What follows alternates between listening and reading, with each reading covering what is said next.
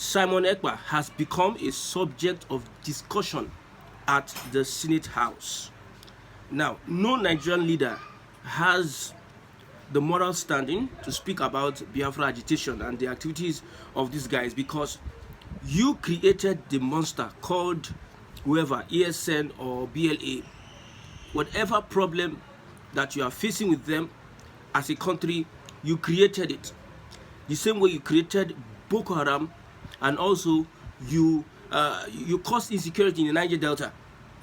You pillaged people's natural resources for over years, and they said nothing. You continued in your devious act to subjugate some people to poverty in the Niger Delta. Now, they reacted, and you have no moral standing.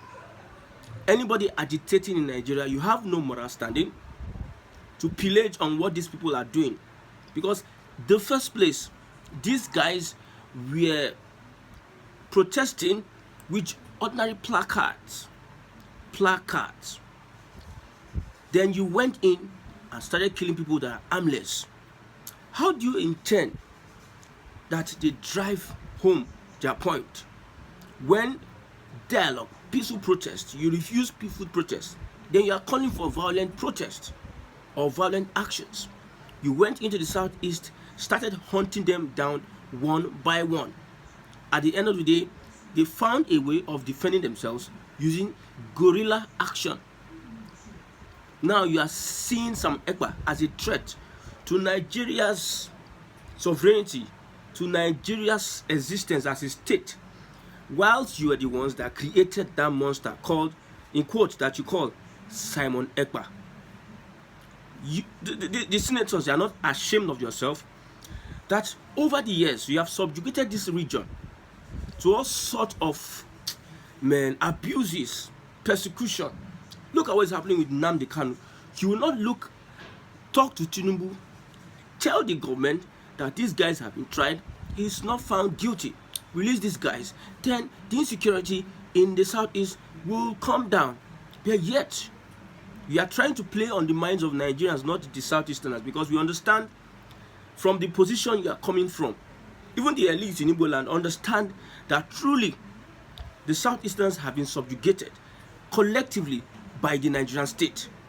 And you expect them to fold their hands.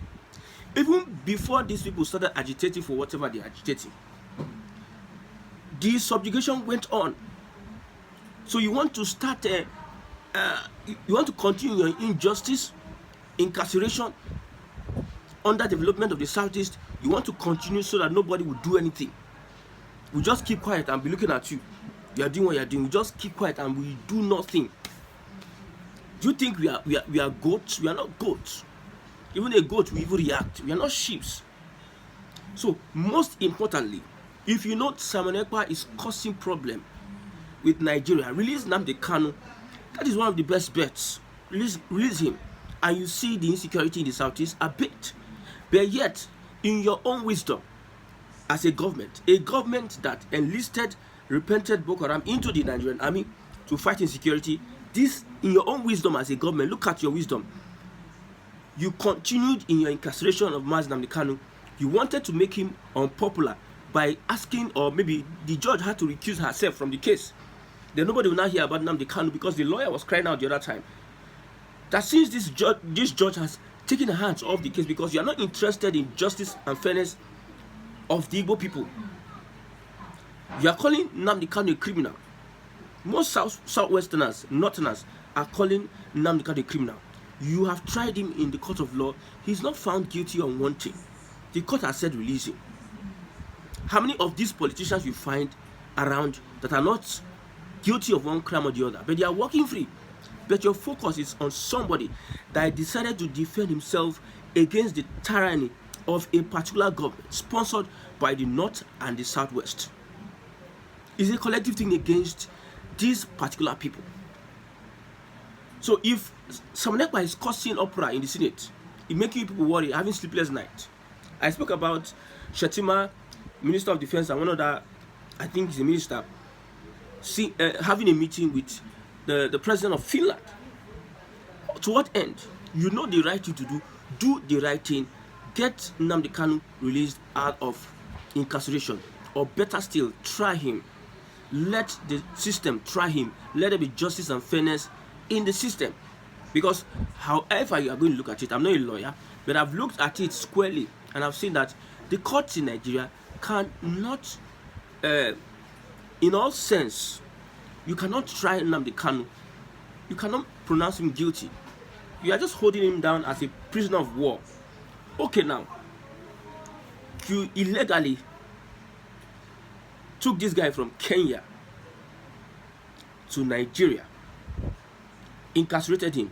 He went through torture, and he's representing one of the biggest, one of the well-known tribes in the world. You are holding their leader in court, in detention, and these people are seeking peaceful means to get this guy out. They're asking, okay, let's go to court. They're even willing to go to court with you to get this guy out. But yet, you decided to hold him down against the wish of fairness, equity, and justice. Nobody has to, okay, let's go and let's declare a war or this. Let's cause chaos in the country and everything. Nobody did that. He agreed to follow through the process of you trying him, and yet the court say release him. You refuse to release him, and you are complaining about Simon Ekpa. How does that make sense? You refuse to release somebody that your court has tried, and he's not found guilty. You say he did something.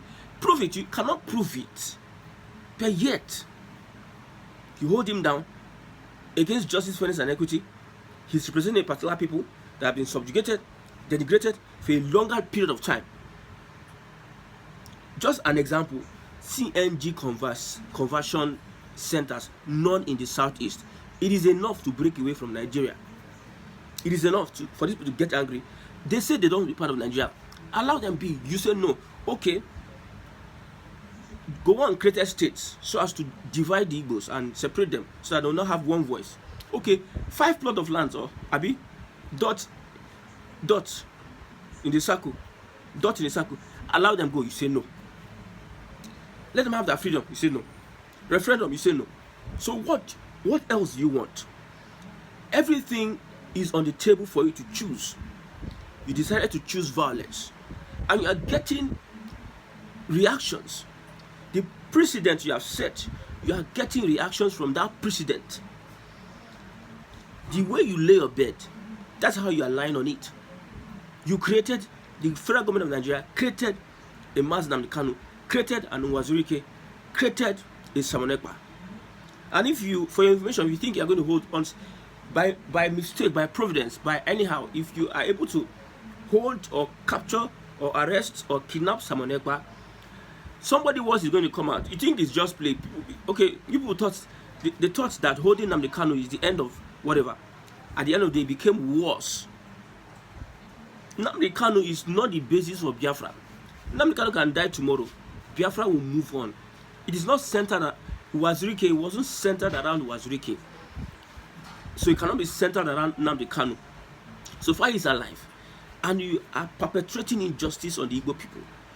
How would you sleep? How would you sleep? How would you get rest? He commanded this. Shebi, it is to the court. Go to the court and convict him. You cannot convict him. You are just having online conviction and everything. I said it before. People went with placards wanting the democratic process, administering or airing their grievances, giving the government, this is what we want. You said no, and you started killing them. Does that make sense? Yes, you said you don't, they have a right. You said no, they won't get their right, and you started killing them because you felt they are defenseless. Now these people went back to equip themselves, and now you are complaining. Does it make sense?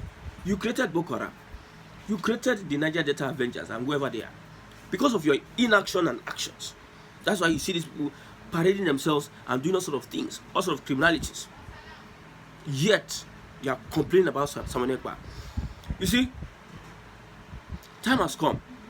This technological age, the jet age. I know that Nigerian leaders are not serious with Nigeria. Some people are getting ready to make sure they bring a change to Nigeria, and that change will benefit everybody in the country. If the country breaks today, it is going to be much more beneficial for everybody. With the way we are seeing things, the government can be lying to Nigerians, and you lie and lie from now to tomorrow. At the end of the day, 4 years will come and go. The same story. Since 30, 40 years ago, we are having the same story. Since 1999, the same story. This is story government. Nothing will happen. But if you think you can stop a Biafra, somebody say Saman Ekpa is being sponsored. Well, that's their business for that one. So far, I know that the consciousness of having a country that once existed in the eyes of Nigerians, bringing it to light. So far, that consciousness is being reawakened in the minds of everybody that cares to know or cares to hear about the Biafra message. So far, that consciousness is there. I don't care who is being sponsored, who is sponsoring who. Your action and inaction is going to bring the liberation of a people that are destined for greatness. I'm in for it. I'm in for it. The government should do the needful, release Nnamdi Kanu. Then he promised that it is going to end. It's a natural thing. You people know it. But you are afraid of what I'm not afraid of. You are afraid that that is your business. But do the needful, and you avoid all this unnecessary talk at the Senate House. He's not going to destroy the Southeast. What he's doing about Biafra is going to grow the Southeast into the strongest region in the world. Of course, it's playing out by mere, at least, profiling the kind of, science and technology and technological know-how that has been coming into that region since 2015 till date. Southeastern Nigeria is expanding in science, in technology, commercially, industrially. Let me tell you something. Do you know that what Nnamdi is using, I mean, as domestic wares, that is home wares, the food they eat, the building materials they use, I mean tiles, as in aluminium sheet and other building materials, okay, are being manufactured in Anambra State. They are not waiting for Japan. They are not looking towards China. If they actually do, which seaport, which wharf are they going to, leverage on clearing their containers, clearing the importations of these material goods?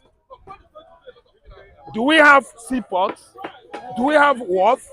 We only come to Apapa here many kilometers to pay money. That's why Nnamdi and Igbo, they have decided to manufacture everything in the southeastern Nigeria.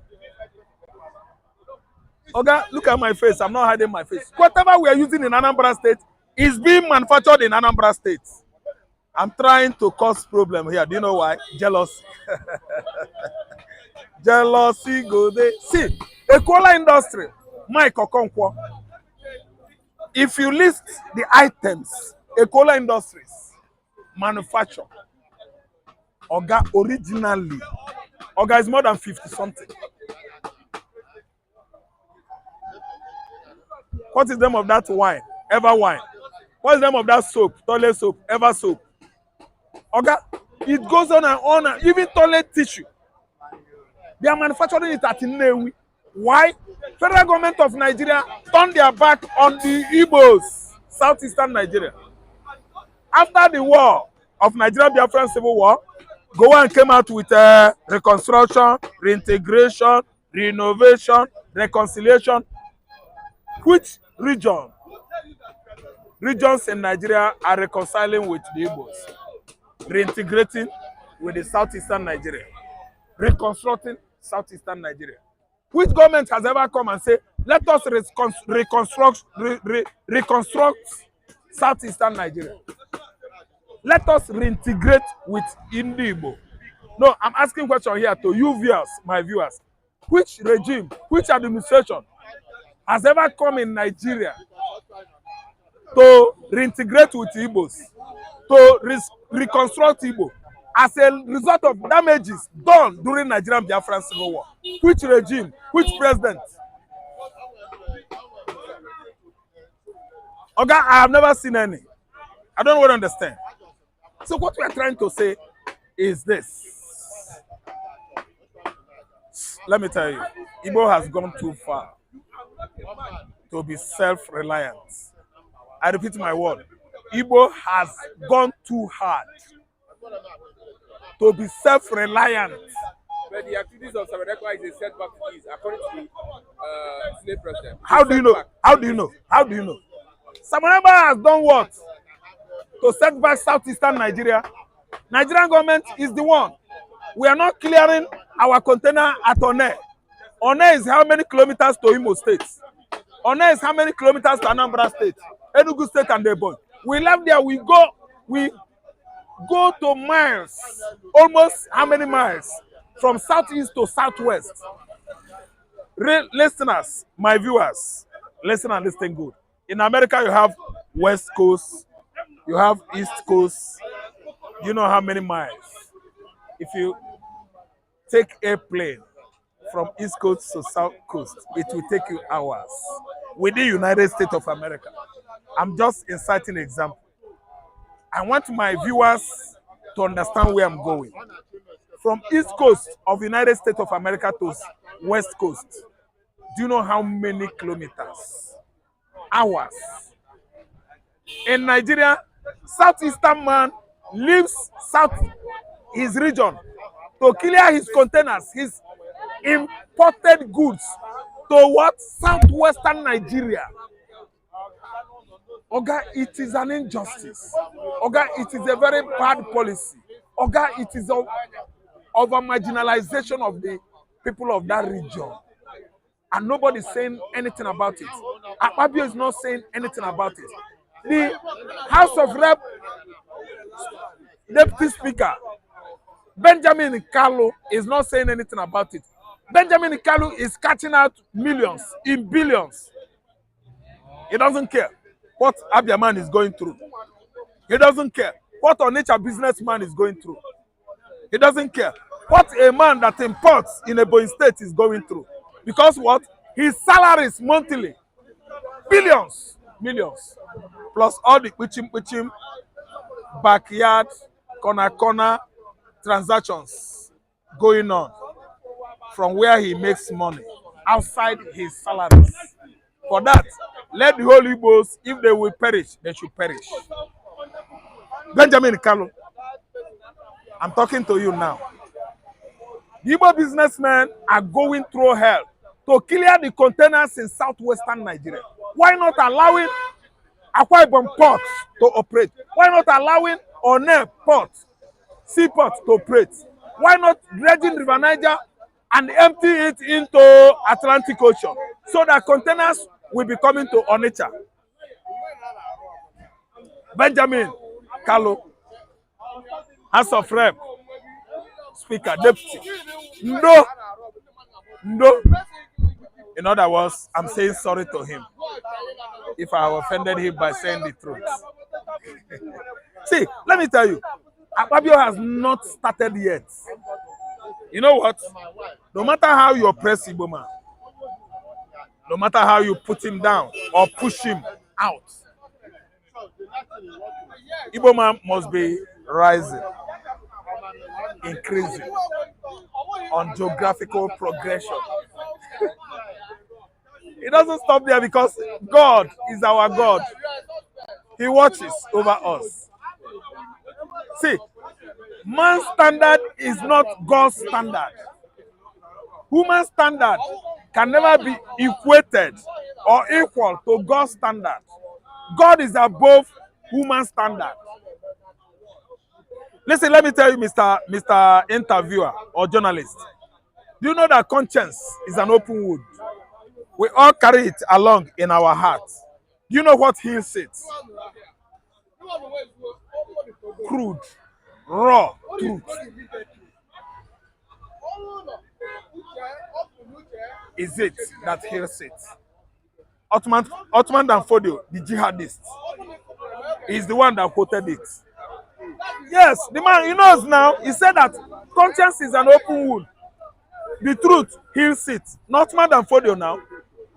Yet, he went to the northern axis region, started oppressing and suppressing and instilling Islamic ideology on the Hausas. Till date. Okay, let me tell you. Nigeria has gotten it wrong by arresting Nnamdi Kanu in 2017. No, 2021. The contingent, the police, the Interpol department or DSS personnel or officers that went to Nairobi and arrested an Igbo man called Nnamdi Kanu to hold him so that we will be going down and down and down. They have made worst mistake of their lives. All of them. Nnamdi Kanu is increasing and expanding. And let me tell you, nothing is going to happen to that man. Nothing. Nnamdi Kanu is free. Nigerian court set him free. Supreme Court set him free. Politicians in Nigeria who are benefiting from Nigerian system, making their money in billions of dollars, are the one responsible for Nnamdi Kanu's incarceration at DSS facilities. The Igbo politicians. But I have this news for you. Have you heard about Ike Mbise? He was the one that actually sold him in Kenya. Where was Nnamdi Kanu going? In Kenya state, in Kenya country, sorry. When he was arrested in Kenya, Ike Mbise. Who brought the airplane, the logistics, paid for everything? The airplane that brought Nnamdi Kanu back to Nigeria, who brought it out? We know him. We are silent with the Anambrans. But you know what? We always leverage on God. We believe God. We depend on God. We said, let God fight. And today we can see what is playing out, what is happening across Nigeria. What is happening across Nigeria, bordering on the people that sold Nnamdi Kanu, the people that put this young man in this kind of suffering today. God is acting. He is not inactive. He's always active. And we are seeing it playing out. If anybody is telling you anything about Simon Ekpa, what he's doing in southeastern Nigeria, Akpabio is lamenting, shouting and shouting. Benjamin Kalu is talking, shouting and yelling. Don't mind them. History is it. History in making. And it is there. Many people are writing. Google is writing. Wikipedia is storing it. At the end of the day, just just scroll out the cache. Uncache it. You will see the results. It has come to stay forever. We are making history here. We are making history.